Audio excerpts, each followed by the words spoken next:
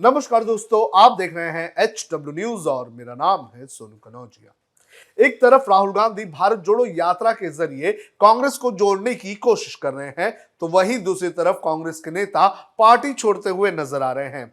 अब कांग्रेस के वरिष्ठ नेता और पूर्व मंत्री AK एंटोनी के बेटे अनिल एंटोनी ने पार्टी छोड़ दी है। अनिल एंटोनी के पार्टी छोड़ने का कारण बना है PM मोदी को लेकर बनी BBC की डॉक्यूमेंट्री। चलिए आपको बताते हैं कि क्या है पूरा मामला, लेकिन उसके पहले मैं आपसे अपील करना चाहूंगा कि आप इस वीडियो को बड़े पैमाने पर शेयर करें और इस पूरे मामले पर अपनी राय हमें जरूर साझा करें।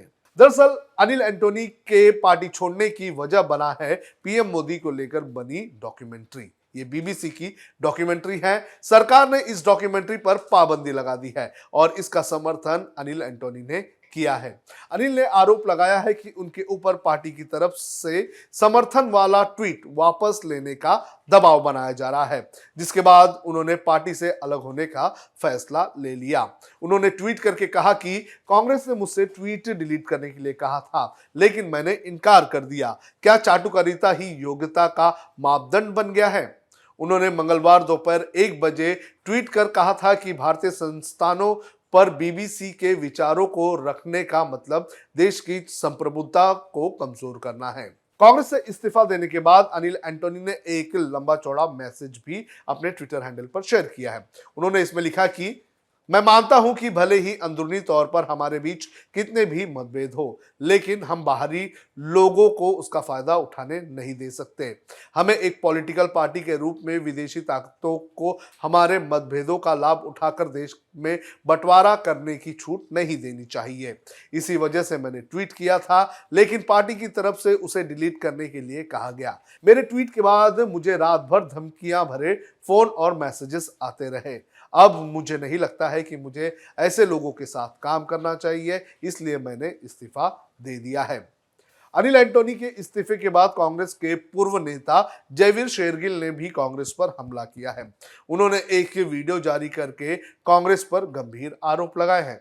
आप भी सुनिए क्या कहना है जयवीर शेरगिल का।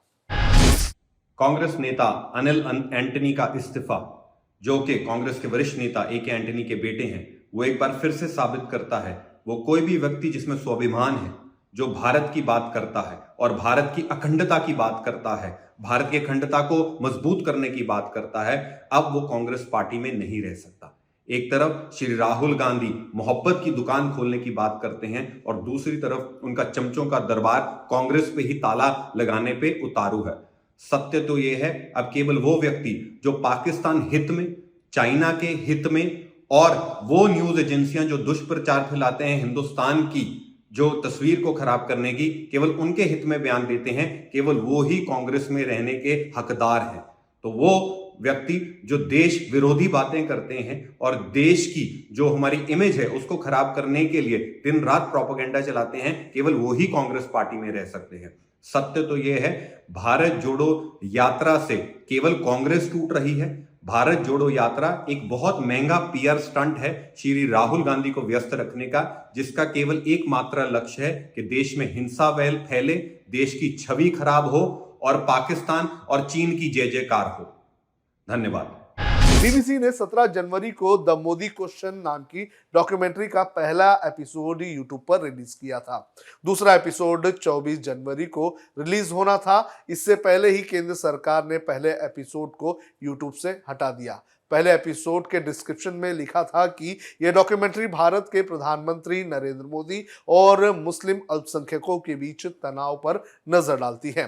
गुजरात में 2002 में हुए दंगों में नरेंद्र मोदी की भूमिका के दावों की जांच करती है।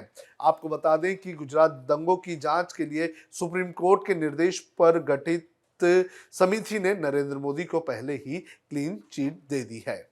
अब खबरें पाइए सबसे पहले हमारे मोबाइल न्यूज एप्लीकेशन पर। एंड्रॉइड या iOS प्लेटफॉर्म पर जाइए, HW न्यूज नेटवर्क को सर्च कीजिए, डाउनलोड कीजिए और अपनी सुविधानुसार भाषा का चयन कीजिए। खबरों की भीड़ में अपने काम की खबर पाते रहिए।